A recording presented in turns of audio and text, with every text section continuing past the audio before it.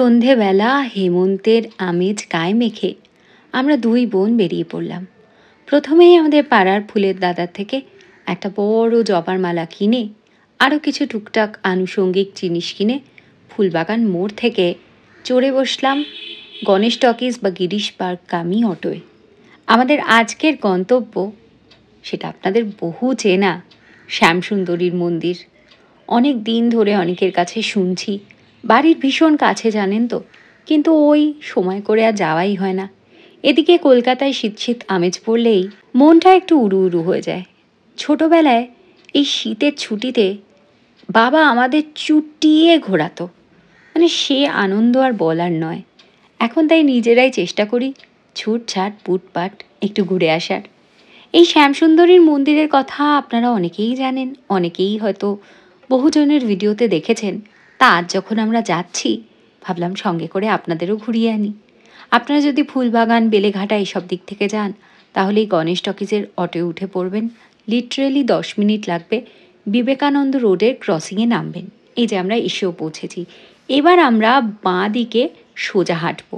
আপনারা যদি কেউ শ্যামবাজারের দিক থেকে বা বরানগর, দমদম ওই সব দিক থেকে আসেন তাহলে যে বাসগুলো রাজাবাজার যাচ্ছে সেই রকম একটা বাসে উঠে আপনারা নামবেন হয় বিবেকানন্দ ক্রসিং, অথবা এখানে একটা হোমিওপ্যাথি হসপিটাল আছে, ঠিক তার গায়েই মন্দিরের গলিটা, সেই হোমিওপ্যাথি হসপিটালের সামনে।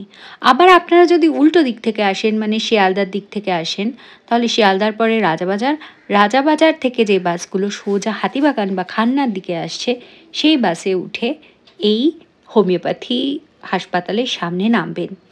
এই মন্দির কিন্তু খুব পুরনো নয়, কারণ বলা হয় যে এই মন্দিরে যে বিগ্রহ তিনি আগে অন্য কোথাও বিরাজময়ী ছিলেন। এই মন্দিরে ছিল অন্য বিগ্রহ। পূজারী একদিন দোকানে গিয়ে কিছু কেনাকাটা করে ফিরছিলেন, এমন সময় একটি বাচ্চা মেয়ে যার গায়ে নোংরা ধুলো তার সাথে নীল নীল রং মাখা এসে বলে, আমাকে একটু চালকলা দাও না। পূজারী তখন তাকে দূর দূর করে তাড়িয়ে দেন। তারপরে হঠাৎ ফিরে দেখেন মাতৃমূর্তি মন্দিরে নেই। তখন ওনার মনে হয় কোথায় গেল কোথায় গেল, খুব অন্ধকার, কালো রঙের মূর্তি, তাই হয়তো দেখতে পাচ্ছি না। তাই উনি ভালো করে প্রদীপ তুলে তাকিয়ে দেখেন মাতৃমূর্তির জায়গায় ওই ছোট্ট মেয়েটির মুখ।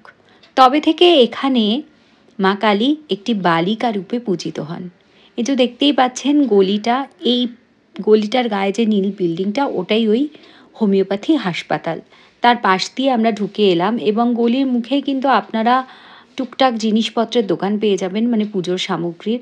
আবার সোজা চলে এসে এই যে এরকম ঘিঞ্জি একটা গলির মধ্যে যে একটা মন্দির থাকতে পারে, এটা আমরা ভাবতেই পারিনি। আমরা এগিয়ে যাচ্ছিলাম, এই দিদি বললেন যে এটাই তো মন্দির, কোথায় এগিয়ে যাচ্ছ?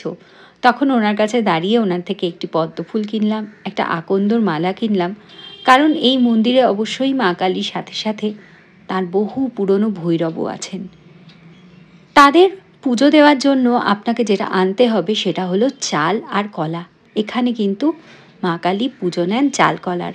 সোজা এগিয়ে এসে এইখানে একটা ছোট কাউন্টার পাবেন, যেখানে দেখুন আমরা একে একে পুজোর সামগ্রীগুলো দিয়ে দিচ্ছি। আমাদের নাম, আমাদের গোত্র, কোত্থেকে আসছি সব লিখিয়ে দিলাম। আর এই হলো মন্দির। ব্যাচে ব্যাচে এখানে লোককে ঢুকতে দেওয়া হচ্ছিল। যদি ভাগ করে একটুখানি শ্যামসুন্দরীর মূর্তি দেখতে পান তাহলে চেষ্টা করে দেখুন। কিন্তু আমাদের বলা হলো এখন আর মন্দিরে ঢুকতে পারবেন না। আমরা 8টা নাগাদ গেছিলাম, একেবারে ভোগের লাইনে দাঁড়িয়ে পড়ুন। বৃহস্পতিবার হওয়ায় বেশ ভিড় ছিল, তো আমরা ভোগের লাইন খুঁজতে খুঁজতে দেখি বাপরে বাপরে বাপ, ভোগের লাইন কি এখানে? ভোগের লাইন অনেক দূরে। তো যাই হোক, এসেই যখন পড়েছি, ভোগও যখন পাবো তখন নয় একটু দাঁড়াই। জানেন তো, এই মন্দিরে মাতৃমূর্তিকে বালিকা রূপে পুজো করা হয় বলে এই মন্দিরে কোনো অম্বুবাচী পালন করা হয় না। প্রত্যেক অমাবস্যায় পুরোহিত একমাত্র একটি ঘিয়ের প্রদীপ জ্বালিয়ে পুজো করেন। অন্ধকারে পুজো করা হয়। আর ওই অমাবস্যার দিন অন্ধকারে নাকি শ্যামসুন্দরীর নিঃশ্বাস প্রশ্বাসও শুনতে পাওয়া যায়। ভারী সাজতে ভালোবাসেন উনি, তাই তো এখানকার সেবায়েতরা যারা আবার এই বাড়িতেই থাকেন তারা প্রত্যেক দিন ওনাকে আলাদা আলাদা নতুন নতুন শাড়ি পরান, নতুন গয়না পরান, ফুলের গয়না দিয়ে সাজান।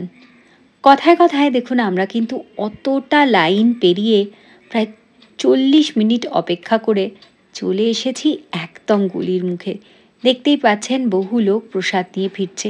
এখানে পুজোর সিস্টেমটাও খুব সুন্দর। আপনারা তার সাথে চাইলে চিপস, চকলেট, ডিম ছাড়া কেক, বিস্কুট এসবও দিতে পারেন। কারণ মা কালী তো এখানে বালিকা রূপে পূজিতা। আর যদি শাড়ি দিতে চান সেটাও দিতে পারেন। যদি চান আপনার শাড়ি ওনাকে পরানো হবে, তাহলে অবশ্যই একবার কথা বলে নেবেন, কারণ কিছু স্পেসিফিকেশন আছে সেই শাড়ি দেওয়ার। এই দেখুন একেবারেই সামনাসামনি এসে পড়েছি।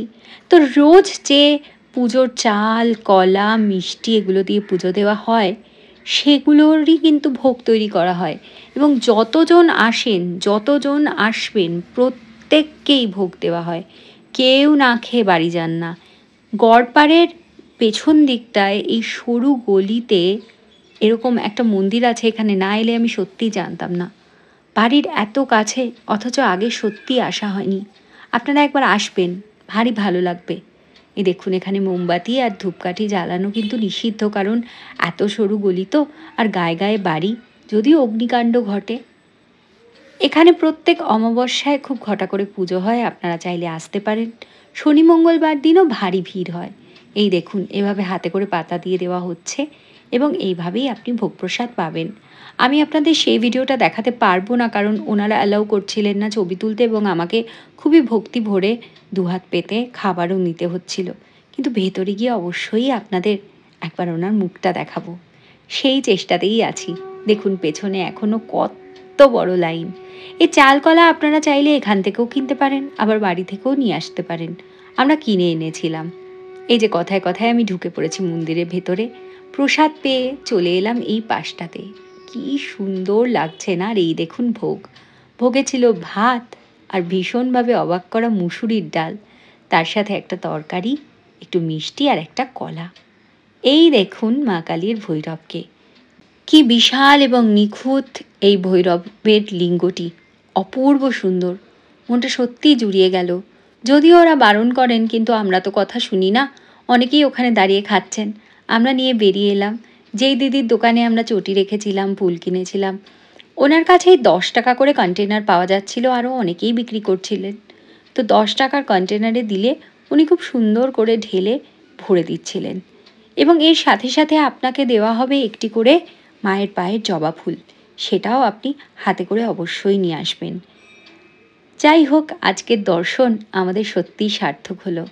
আমাদের এই খোঁজটা যে দিয়েছিল যে সন্ধ্যের দিকে গেলে একটু ফাঁকা পাওয়া যায়, সেই অস্মিতাকে অনেক ধন্যবাদ। আপনাদের আরও একবার রাস্তাটা দেখিয়ে দিই, যে রাস্তা ধরে আমরা ফিরবো রাজাবাজার হয়ে আমাদের বাড়ি যাবার খুব সুবিধা ওদিক থেকে। তাই আপনারা যারা ওই দিক থেকে আসবেন, রাজাবাজার সায়েন্স কলেজটা পেরোলেই তার অপোজিট ফুটে, মানে ব্রাহ্ম গার্লসের ফুটে এই হোমিওপ্যাথি হাসপাতালটা, তার ঠিক গায়েই এই মন্দির। বলা হয় শ্যামসুন্দরীর দুয়ার থেকে কেউ খালি হাতে ফেরে না। আমি আবার ভগবানের সামনে গেলে কী যে চাইব, গুলিয়েই ফেলি।